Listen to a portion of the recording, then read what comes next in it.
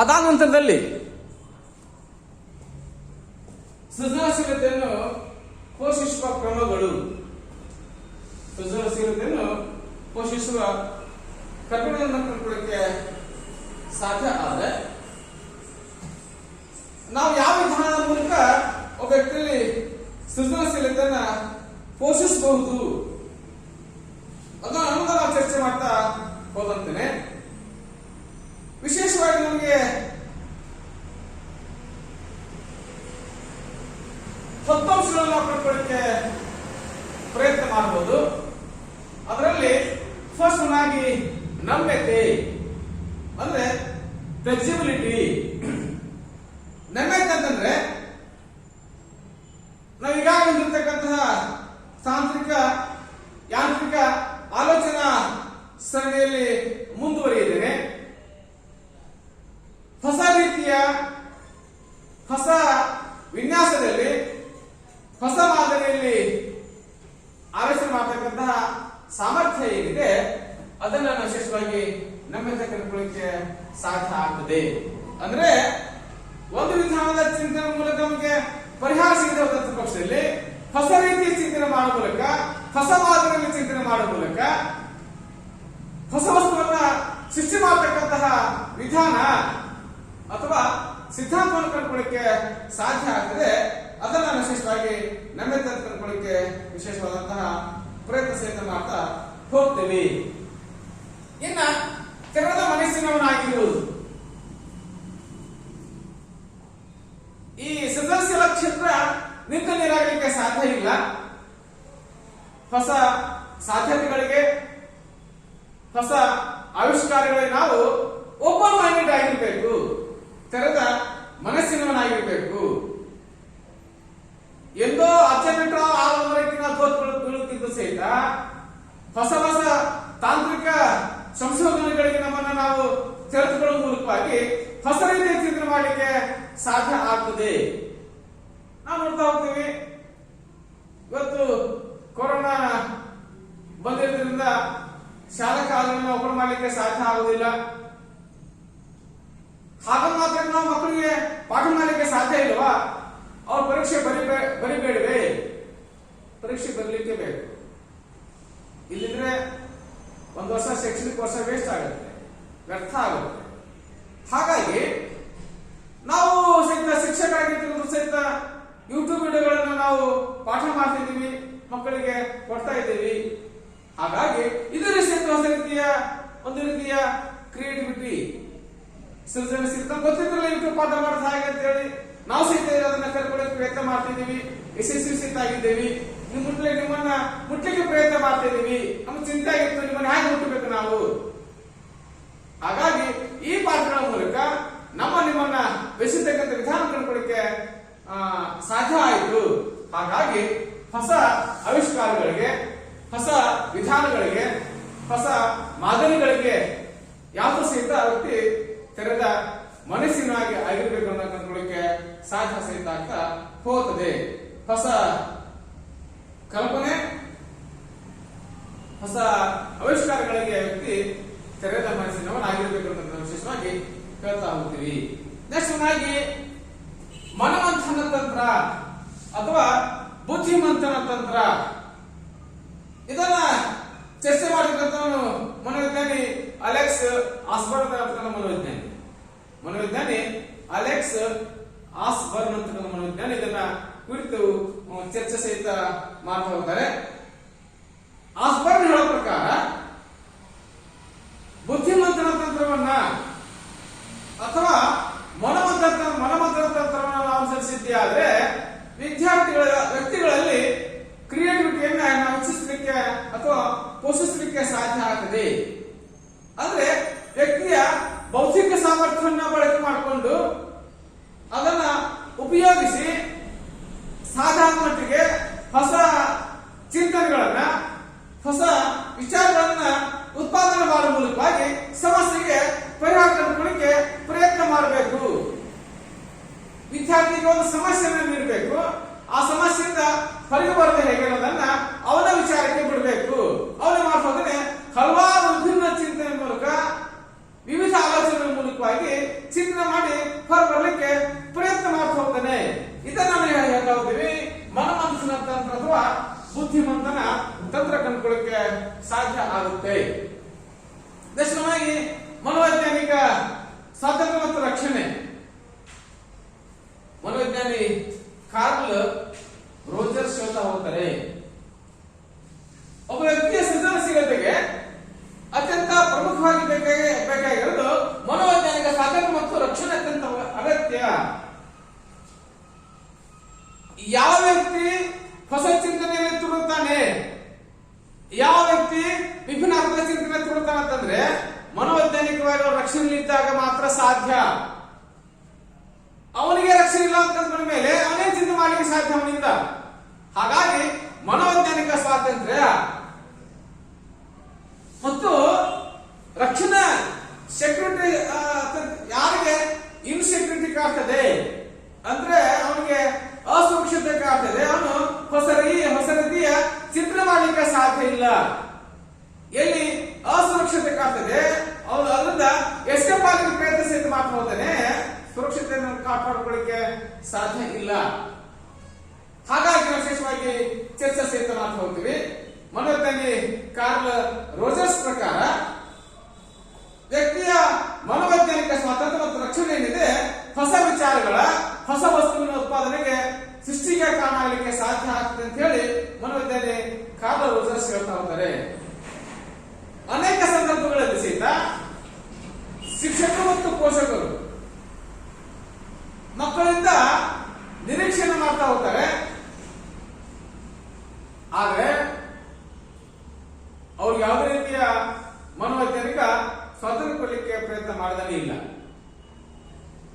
ಹಾಗಾಗಿ ಕೇವಲ ನಾ ಹೇಳ್ತೇನೆ ಕೇಳಬೇಕು, ನಾ ಮಾಡೋದನ್ನ ಮಾಡಬೇಕು, ನಾ ಎಷ್ಟು ಹೇಳ್ತೀನಿ ಅಷ್ಟನ್ನೇ ಮಾಡಬೇಕು, ಅವನಿಗೆ ಫ್ರೀಡಮ್ ಅನ್ನೋದೇ ಇಲ್ಲ. ಹಾಗಾಗಿ ಹೊಸ ರೀತಿಯ ವಿಚಾರಗಳನ್ನ, ಹೊಸ ರೀತಿಯ ಚಿಂತನೆಗಳನ್ನ, ವಿಭಿನ್ನಾತ್ಮಕ ಚಿಂತನೆಗಳನ್ನ ವೈಜ್ಞಾನಿಕ ರೀತಿ ಚಿಂತನೆ ಮಾಡಲಿಕ್ಕೆ ಪ್ರಯತ್ನ ಮಾಡಲಿಕ್ಕೆ ಸಾಧ್ಯ ಇಲ್ಲ. ಹಾಗಾಗಿ ಒಬ್ಬ ವ್ಯಕ್ತಿಗೆ ಮನೋವೈಜ್ಞಾನಿಕ ಸ್ವಾತಂತ್ರ್ಯ ಮತ್ತು ರಕ್ಷಣೆ ಅಂತ ಅಗತ್ಯವನ್ನು ಕಂಡುಕೊಳ್ಳಿಕ್ಕೆ ವಿಶೇಷವಾದಂತಹ ಪ್ರಯತ್ನ ಸಹಿತ ನಾವು ಮಾಡ್ತಾ ಹೋಗ್ತೇವೆ. ಇನ್ನು ನೆಕ್ಸ್ಟ್ನಾಗಿ ಮೂಲಭೂತತೆಯನ್ನ ಉತ್ತೇಜಿಸುವುದು. ಏನೋ ವಿದ್ಯಾರ್ಥಿ ಏನೋ ಬಂದಿದ್ದಾನೆ, ಮೂಲಭೂತತೆಯನ್ನ ಉತ್ತೇಜನ ಮಾಡಲಿಕ್ಕೆ ಸಾಧ್ಯ ಸಹಿತ ಆಗಿರಬೇಕು.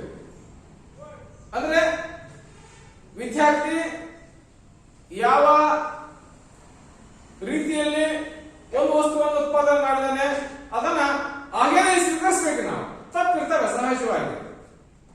ಯಾರು ಸಹಿತ ಪ್ರಕರಣ ಪಂಡಿತರಲ್ಲ, ಪರಿಪೂರ್ಣರೂ ಅಲ್ಲ. ಹಾಗಾಗಿ ಒಬ್ಬ ವಿದ್ಯಾರ್ಥಿ ಯಾವುದೋ ರಚನೆಯನ್ನ ಮಾಡಿದಾನೆ ಅಂತ ಒಂದು ಹೊಸ ವಸ್ತುನ ಸೃಷ್ಟಿ ಮಾಡಿದ ಅಂದ್ಕೊಂಡಿದ್ದಾದ್ರೆ ಅದನ್ನ ಅದೇ ರೀತಿಯಲ್ಲಿ ನಾವು ಸ್ವೀಕರಿಸುವ ಮೂಲಕವಾಗಿ ಅದನ್ನ ಮಾರ್ಪಡಿಸಿ ನಾವು ಅವನಿಗೆ ಮತ್ತೆ ಪುನಃ ಕೊಟ್ಟಿದ್ದೆ ಆದ್ರೆ ಅವನಿಗೆ ಮೋಟಿವೇಟ್ ಆಗಲಿಕ್ಕೆ ಸಾಧ್ಯ ಆಗ್ತದೆ. ನಾನು ಸಹಿತ ಹೊಸ ಹೊಸ ಸೃಷ್ಟಿ ಮಾಡಬಹುದು. ಉದಾಹರಣೆ ಕಂಡುಕೊಳ್ಳಿಕ್ಕೆ ಸಾಧ್ಯ ಆದ್ರೆ ಯಾವ್ದಾದ್ರು ವಸ್ತುವನ್ನ, ಯಾವ್ದಾದ್ರು ಆಕೃತಿಯನ್ನ, ಕವನ, ಕಥೆ, ನಾಟಕ, ಲೇಖನವನ್ನು ಬರೆದಿರುತ್ತೆ. ನಾವು ಅದನ್ನ ರಿಸೀವ್ ಮಾಡಬಹುದು, ರಿಸೀವ್ ಮಾಡ್ಕೋಬೇಕು. ರಿಸೀವ್ ಮಾಡ್ಕೊಂಡ ಮೇಲೆ ಅದನ್ನ ಸ್ವೀಕರಿಸಿದ ಮೇಲೆ ಅದನ್ನ ತಿದ್ದುಪಡಿ ಮಾಡಲಿಕ್ಕೆ ಸಾಧ್ಯ ಇದ್ರೆ ತಿದ್ದುಪಡಿ ಮಾಡಬೇಕು. ಅದನ್ನ ಬಿಟ್ಬಿಟ್ಟು ನೀ ಏನ್ ಬರೆದಿಯಾ, ಬಾರಿ ಬದಲಾಗ್ಬಿಟ್ಟಿಯಾ, ಪ್ರಕಾಂಡ ಪಂಡಿತಾಗ್ಬಿಟ್ಟಿದೀಯಾ, ಇದೆಲ್ಲ ಜೀವನಕ್ಕೆ ಬರೋದಿಲ್ಲ, ಇದೆಲ್ಲ ಹೊಟ್ಟೆಗೆ ಹಾಕಲ್ಲ, ನೀ ಕೆಲಸ ನೀ ಮಾಡ್ಕೋ ಅಂತಂದ್ಬಿಟ್ರೆ ಅವನಿಗೆ ಏನಾಗ್ತದೆ, ನಿರುತ್ಸಾಹ ಆಗ್ತಾನೆ. ಹಾಗಾಗಿ ಒಬ್ಬ ವ್ಯಕ್ತಿಯನ್ನ ನಿರುತ್ಸಾಹಿಯನ್ನಾಗಿ ಮಾಡಲಾರ್ದೇನೆ ಅವನ ಮೂಲಭೂತತೆಯನ್ನ ಉತ್ತೇಜನ ಮಾಡಲಿಕ್ಕೆ ಸಾಧ್ಯ ಸಹಿತ ಆಗಿರಬೇಕು. ಅದು ಅತ್ಯಂತ ಅವಶ್ಯಕ. ನಾವು ವಿಶೇಷವಾಗಿ ಚರ್ಚೆ ಮಾಡ್ತಾ ಹೋಗ್ತೀವಿ. ನೆಕ್ಸ್ಟ್ನಾಗಿ ವಿಸ್ತರಿಸುವುದು, ಎಕ್ಸ್ಪ್ಲನೇಷನ್ ಅಂತ ಹೇಳ್ತೀವಿ, ಅಥವಾ ಎಲಾಬರೇಟ್ ಅಂತ ಹೇಳಲಿಕ್ಕೆ ಸಾಧ್ಯ ಸಹಿತ ಆಗ್ತಾ ಹೋಗ್ತದೆ. ಅಂದ್ರೆ ಒಂದು ಮಾಹಿತಿಗೆ ವಿವರವಾಗಿ ವಿಸ್ತರಿಸಲಿಕ್ಕೆ ಸಾಧ್ಯ ಆಗಿರಬೇಕು. ವಿವರವಾದ ಮಾಹಿತಿಯನ್ನ ಮೂಲ ವಿಚಾರಕ್ಕೆ ಸೇರಿಸುವ ಮೂಲಕ ಅದನ್ನ ಅರ್ಥಪೂರ್ಣ ಮತ್ತು ಉಪಯುಕ್ತವಾಗುವಂತೆ ಮಾಡುವುದೇ ವಿಸ್ತರಣೆ. ಅಂದ್ರೆ ಈ ವಿಸ್ತರಣಾ ಪ್ರಕ್ರಿಯೆ ಏನಿದೆ, ಒಬ್ಬ ವ್ಯಕ್ತಿಗೆ ಗ್ರಹಿಸುವ ಸಾಮರ್ಥ್ಯ, ವಿಚಾರಿಸುವ ಸಾಮರ್ಥ್ಯ, ಜೊತೆಗೆ ಸಮಸ್ಯೆ ಪರಿಹಾರ ಸಾಮರ್ಥ್ಯಗಳನ್ನ ಬೆಳೆಸ್ಕೊಳ್ತಕ್ಕ ಸಾಮರ್ಥ್ಯವನ್ನು ತಂದುಕೊಳ್ಳಲಿಕ್ಕೆ ಸಾಧ್ಯ ಆಗ್ತದೆ. ಹಾಗಾಗಿ ವಿಸ್ತರಿಸತಕ್ಕಂತಹ ವಿಧಾನ ಏನಿದೆ ಅದನ್ನು ಸಹಿತ ನಾವು ಡೆವಲಪ್ ಮಾಡುವ ಮೂಲಕ ಕ್ರಿಯೇಟಿವಿಟಿಯನ್ನ ಪೋಷಿಸಲಿಕ್ಕೆ ಸಾಧ್ಯ ಆಗ್ತದೆ. ಹಿಂಜರಿಕೆ ಮತ್ತು ಅಂಜಿಕೆಯಿಂದ ದೂರ ಸರಿಯುವುದು. ನಾವು ಹೇಳ್ತಾ ಹೋಗ್ತೀವಿ ಕೀಳರಿಮೆ ಮತ್ತು ಮೇಲರಿಮೆ, ಇದು ಅತ್ಯಂತ ಅವಶ್ಯಕ. ಅನೇಕ ಸಂದರ್ಭಗಳಲ್ಲಿ ಇದನ್ನು ನಾವು ನೋಡ್ತಾ ಹೋದಂತೆ ವ್ಯಕ್ತಿಯಲ್ಲಿ ಕೀಳರಿಮೆ ಅಥವಾ ಅಂಜಿಕೆ ಅಥವಾ ಹಿಂಜರಿಕೊಂಡಾಗಲಿಕ್ಕೆ ಸಾಧ್ಯ ಆಗ್ತದೆ. ಒಂದೇನೋ ಕಥೆ ಬರೆದಿದ್ದೀನಿ, ಕವನ ಬರೆದಿದ್ದೀನಿ, ನಾಟಕ ಬರೆದಿದ್ದೀನಿ, ಲೇಖನ ಬರೆದಿದ್ದೀನಿ, ಇದನ್ನ ಹೋಗಿ ತೋರಿಸಿದ್ದೆ ಆದ್ರೆ, ಇದನ್ನ ಎಕ್ಸಿಬಿಟ್ ಮಾಡಿದ್ದೆ ಆದ್ರೆ ಅಥವಾ ಪ್ರದರ್ಶನ ಮಾಡಿದ್ದೆ ಆದ್ರೆ ನನ್ನೆಲ್ಲ ಅವಮಾನ ಕೊಡೋಕ್ಕಾಗ್ತದೆ ಏನು? ಇದು ಚೆನ್ನಾಗಿದೆಯೇನಿಲ್ವೋ? ನನ್ನೆಲ್ಲ ಬೈತಾರೆ ಏನೋ? ಈ ರೀತಿಯ ವಿಧಾನ ಏನಿದೆ, ಈ ರೀತಿಯ ಮನೋಭಾವ ಏನಿದೆ, ಇದು ಸಹಿತ ನಮ್ದೇ ಇದ್ದಂತಹ ವಿದ್ಯಾರ್ಥಿ ಮೇಲೆ ಪ್ರಭಾವ ಬೀರ್ತಾ ಹೋಗುತ್ತದೆ. ಇದನ್ನ ಮೊದಲು ವಿದ್ಯಾರ್ಥಿಗಳಿಂದ ಅಥವಾ ವ್ಯಕ್ತಿಯಿಂದ ಹೋಗಲಾಡಿಸಬೇಕು. ಈ ಪೃಥ್ವಿ ಮೇಲೆ ಯಾರು ಪ್ರಕಾಂಡ ಪಂಡಿತರಲ್ಲ. Man is always learner. ಮನುಷ್ಯ ನಿರಂತರ ಕಲಿಕಾರ್ಥಿ. ಹಾಗಾಗಿ ನಾವು ಹಿಂಜರಿತಕ್ಕಂತ ಅಗತ್ಯವೇ ಇಲ್ಲ. ಸಾಧ್ಯ ಆದ್ರೆ ನಾವು ಮಾಡ್ಕೋಬೇಕು, ಅದರಿಂದ ದೂರ ಆಗಬೇಕು. ಎಲ್ಲೂ ಸಹಿತ ಕಲಿಕಾರ್ಥ ಆಗಿರೋದ್ರಿಂದ ನಾನು ಅದರಲ್ಲಿ ಒಬ್ಬ. ಹಾಗಾಗಿ ಭಯ, ಚಿಂತೆ, ದೂಡುಗಳಿಂದ ದೂರ ಆಗಲಿಕ್ಕೆ ಸಾಧ್ಯ ಆಗೋದನ್ನ ನಾವು ಮಕ್ಕಳಿಗೆ ಹೇಳಿಕೊಟ್ಟಿದ್ದಾದ್ರೆ ಮಕ್ಕಳಲ್ಲಿ ಕ್ರಿಯೇಟಿವಿಟಿನ ನಾವು ಪೋಷಿಸಲಿಕ್ಕೆ ವಿಶೇಷವಾದಂತಹ ಪ್ರಯತ್ನ ಮಾಡಬಹುದು. ನೆಕ್ಸ್ಟ್ ಆತ್ಮವಿಶ್ವಾಸ,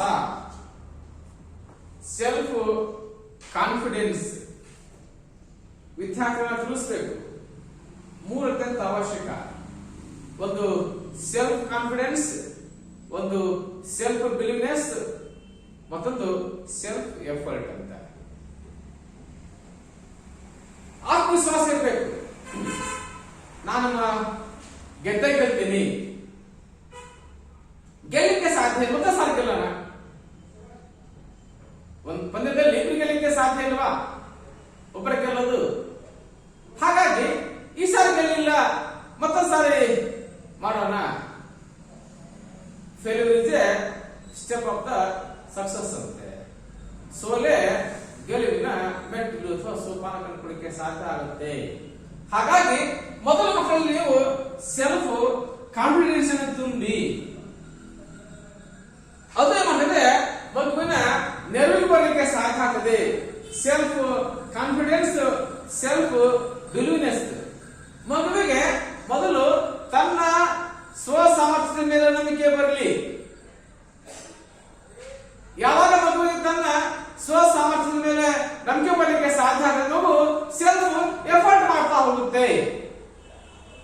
ಮೊದಲು ಸೆಲ್ಫ್ ಕಾನ್ಫಿಡೆನ್ಸ್ ಬರಬೇಕು, ಸೆಲ್ಫ್ ಬಿಲೀವ್ನೆಸ್ ಬರಬೇಕು. ಅದರ ಮಗು ತನ್ನ ತಾನೇ ಸೆಲ್ಫ್ ಎಫರ್ಟ್ ಅನ್ನು ಮಾಡ್ತಾ ಹೋಗುತ್ತೆ. ಹಾಗಾಗಿ ಮಗುವಿನಲ್ಲಿ ಮೊದಲು ಆತ್ಮವಿಶ್ವಾಸನ ತುಂಬಲಿಕ್ಕೆ ಸಾಧ್ಯ ಸಹಿತ ಆಗಿರಬೇಕು.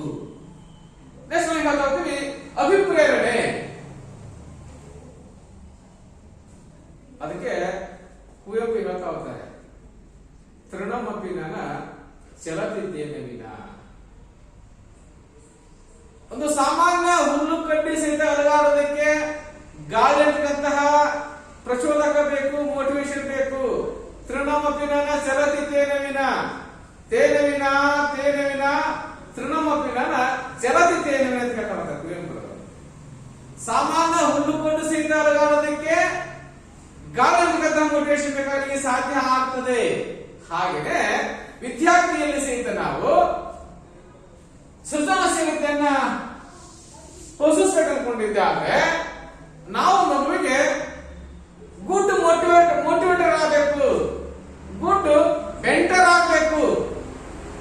ಅಂದ್ರೆ ಮಾತ್ರ ನಮ್ಮಿಂದ ಮಕ್ಕಳಲ್ಲಿ ಸೃಜನಶೀಲತೆಯನ್ನ ಅಭಿವೃದ್ಧಿಪಡಿಸಲಿಕ್ಕೆ ಸಾಧ್ಯ ಆಗ್ತದೆ.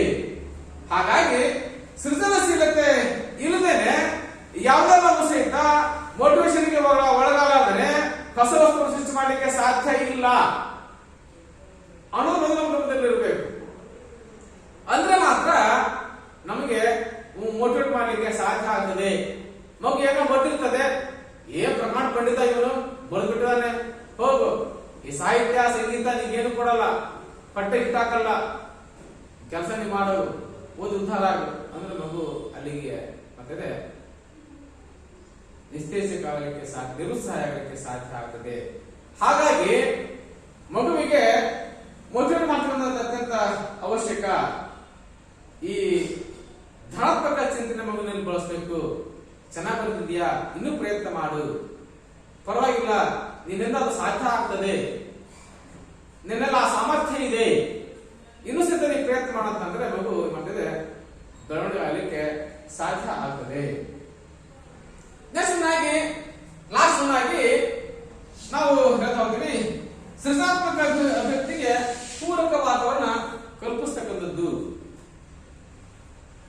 ಅದು ಶಾಲೆ ಇರ್ಬೋದು, ಮನೆ ಇರ್ಬೋದು, ಸಾಮಾಜಿಕ ವಾತಾವರಣ ಇರ್ಬೋದು, ಯಾವುದೇ ಕ್ಷೇತ್ರ ಇರ್ಬೋದು.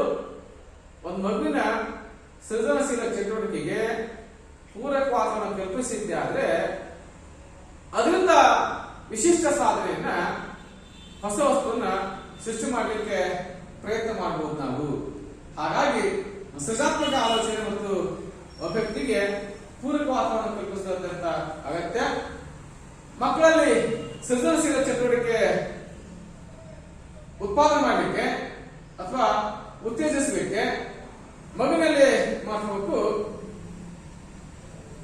ಹೊಸ ರೀತಿಯ ಚಿಂತನೆಯನ್ನು ಹುಟ್ಟಾಕಂತ ಸನ್ನಿವೇಶಗಳನ್ನ ಸೃಷ್ಟಿ ಮಾಡಬೇಕು. ಹಾಗಾಗಿ ಸಪರ್ಯ ಚಟುವಟಿಕೆಗಳ ಮೂಲಕವಾಗಿ ಅಥವಾ ವಾರ್ಷಿಕ ಸಂಚಿಕೆಗಳನ್ನ ನಾವು ಬಿಡುಗಡೆ ಮಾಡುವ ಮೂಲಕವಾಗಿ ಒಂದು ಮಗುವಿನಲ್ಲಿ ಸೃಜನಶೀಲ ಚಟುವಟಿಕೆಯನ್ನ ಉತ್ಪಾದನೆ ಮಾಡಲಿಕ್ಕೆ ವಿಶೇಷವಾದಂತಹ ಪ್ರಯತ್ನ ಮಾಡಬಹುದು. ಎಲ್ಲರಿಗೂ ಧನ್ಯವಾದ.